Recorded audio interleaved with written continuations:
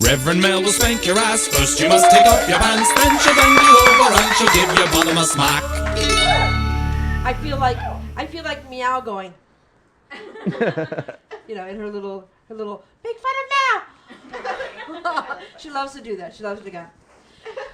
Magazines. So what kind of magazines have you been involved with? Just mostly tattoo magazines. Yeah. And I've actually not even known it until somebody's like, hey, look, you're in this magazine, this tattoo you did. And I was like, oh, cool.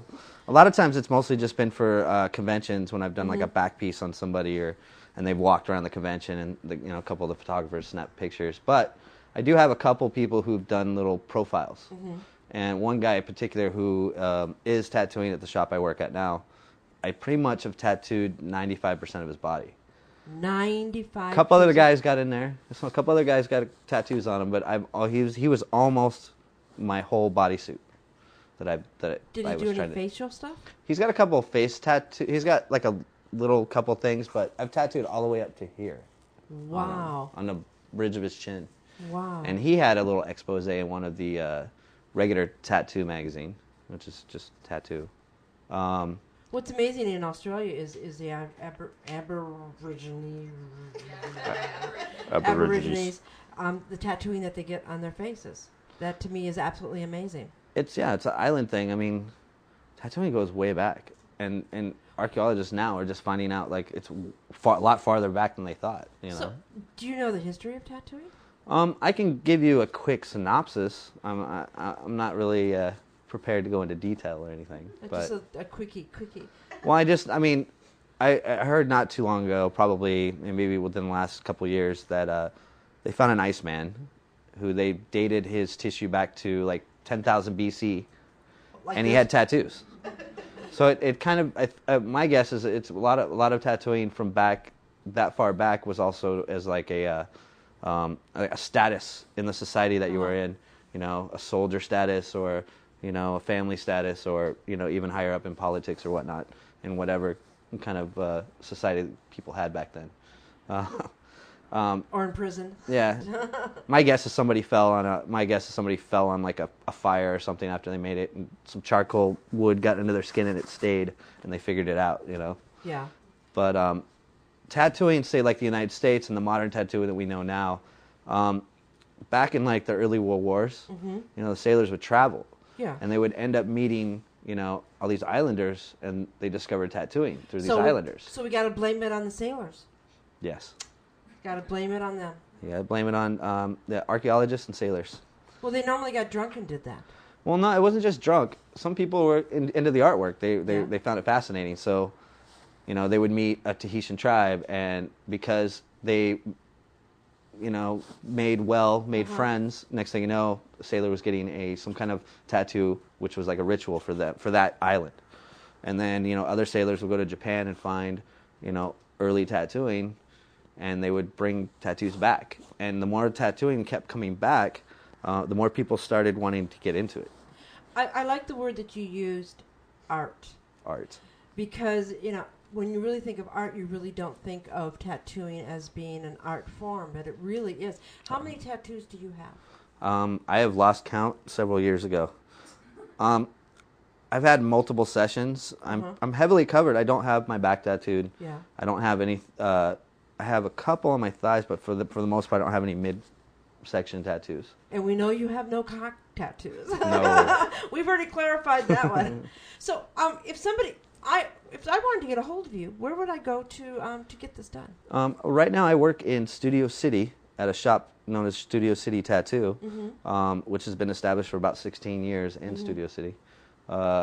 It's also been voted #1 on City Search, #2 of My Fox LA. City Search was I think this is our 3rd or 4th year that we voted #1. Wow, and do you guys have a website? Yeah, StudioCityTattoo.com or also yeoldtattooshop.com. Wow, it was really amazing. I had a phone call from one of my friends today, and she asked me, who was going to be on the show this evening. I says, Captain Dave. She goes, oh, he does tattoos, so I guess you're famous. Well, I've been tattooed for 16 years, so, eventually somebody's going to remember me, Yeah, if you show up, people do remember you. Yes. If you're in the chat room and you want to ask Captain Dave all about tattoos, please call us at 818-731-7942. And we would love to hear from you. Let's hear those phones ringing. I know, it's really funny. So, we've already figured out we don't know. We don't know. We've already asked these questions. Have you had a mentor? Because in the BDSM community, Yes. we have mentors that mentor us. I've had multiple mentors. In the time that I was learning, the place I really learned at, a lot of people weren't friendly. They kind of didn't really want me to do it. They kind of deterred me because they didn't want too many people tattooing.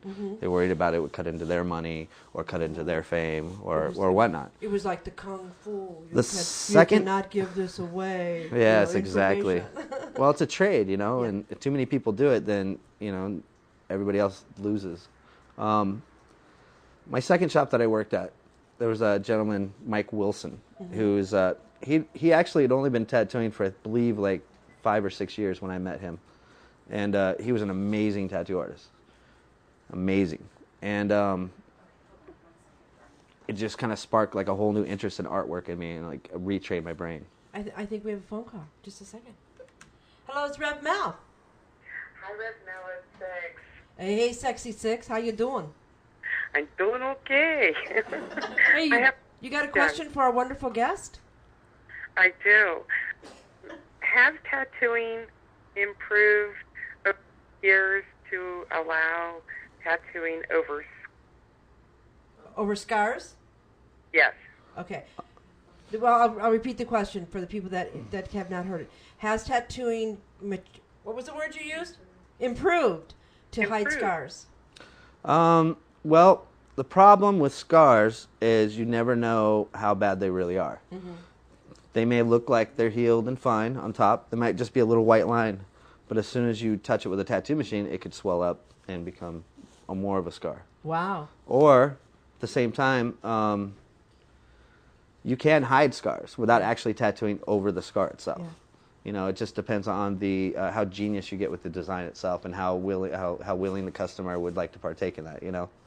I've seen as cheesy as zippers over a scar. I've seen beautiful like floral designs A where snake would be cool around. floral designs where you Yeah. don't where it almost looks like part of a branch or something in the floral design. Creative. There was a guy who had a really bad scar on his chest, and he was really into more of like the macabre demon black and gray type tattoos, and he got like a big demon on his chest, but the way the guy brought the hand around, it like form fitted the scar, Wow. which was kind of cool. So it actually just depends on the degree, the severity of the scar itself. Six, I want to thank you for calling.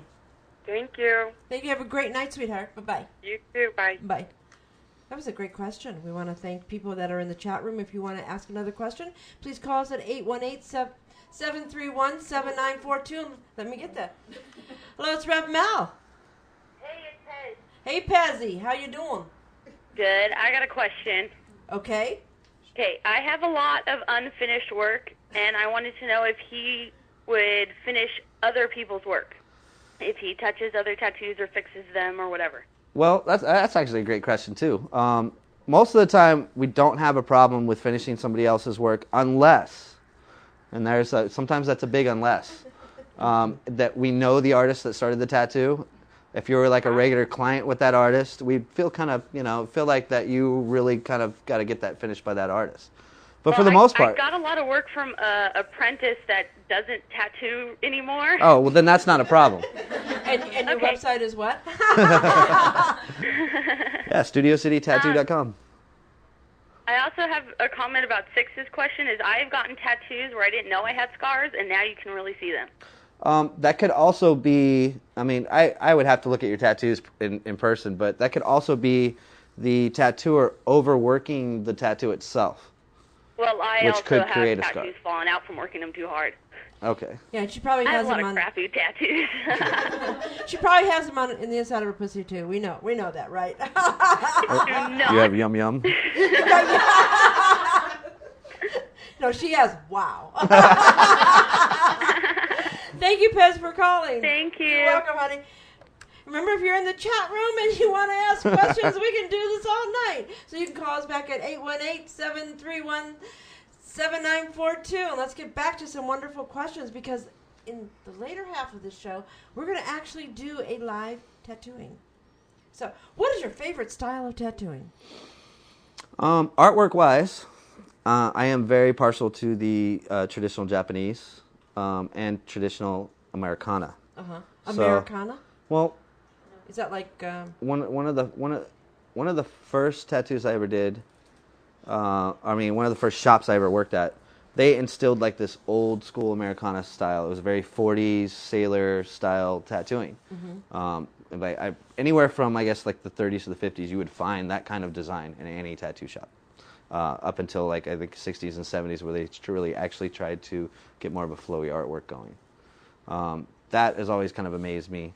You know, real bold lines, real simple, to the point, makes the design stand out. Later through tattooing, I've gotten way more into the Japanese style of tattooing. The bright colors, the dark shading, you know, how everything flows to the body, body suits. Body suits? Very detailed designs where they're not too detailed, where they end up spreading together and looking like a blob. It's just amazing me how they do some of their stuff. So I've definitely, in my time, bought like what we call biting art styles. I definitely bite a lot of Japanese and old school artwork. How can you prevent it from spreading? I mean, isn't it? It's the same thing like branding is when you do branding, you put a branding in there and it spreads and it gets wider. Well, when the pigment goes in the skin, it stays a liquid form. I mean, when you get tattooed, you only go into maybe the second layer of skin out of 7 layers, which is broken up into 3 sections. You go into like basically the second layer. The pigment goes into your skin. It's not really an ink; it's a pigment, like your skin tone, and it stays a liquid form for the rest of your life. It does stay liquid Yes. form? Wow. That is amazing. We have a question? Here we go. Hello, it's Rev Mal.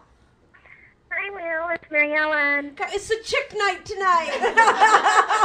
I I'm love happy. it. Aren't you happy? They want your dick. I was wondering, I've lost a lot of weight, so I've got a lot of loose skin. Is there, like, with a tattoo and still losing weight, is it, like, best to wait until you're completely done so you know where you're not going to have the loose skin? Well, then again, being 48 years old, would that make a difference in the tattooing? no, I don't think it would make too much of a difference, because when we do the tattoo on you, as far as placement and how the tattoo is applied, we actually stretch the skin while we're tattooing. So the only thing that it would do if you were tend to, say, lose more weight is the tattoo itself might move or shift positions slowly. So if you got a chick with breast, I'm talking about the tattoo. The tattoo with perky breast, and the girl lost weight, all of a sudden, moves me hanging to the knees. Not necessarily. Tattoo just might actually turn a little bit. Turn, and then she'll look at you and go, "What the fuck?" Well, I was wondering, because, like, I got one of the henna ones one time, and it lasted, and I noticed that it kind of, like, looked wrinkled as I was losing weight, because it lasted for almost 2 months. That is actually a long time for a henna tattoo to last. That is. Usually they're only supposed to last maybe 2 weeks max. That's what the guy told me, but, I mean, I even took Comet after a while and tried to scrub it off. Ooh. That's not good. Yeah, you have to be careful with the henna artist, because it's a dye. It's a pigment dye. Is it? But it actually dissipates into your skin tissue after a certain amount of time. Usually, most of them last about a week to 2 weeks. Is it toxic? A henna dye at all? If it can be, if it's mixed wrong. I guess there's a certain kind of mixture for it. I don't do henna, so I don't really know too much other than just be careful with the henna. Be careful with the henna. Mary Ellen, thank you for calling and thank you for sharing. Thank you. Love Bye-bye. you. Bye-bye. Wow. And we have a question from Lady Solaris. Well, actually, now you were talking earlier about your artwork. Would everybody like to take a look at it? I'd love to take a look at it.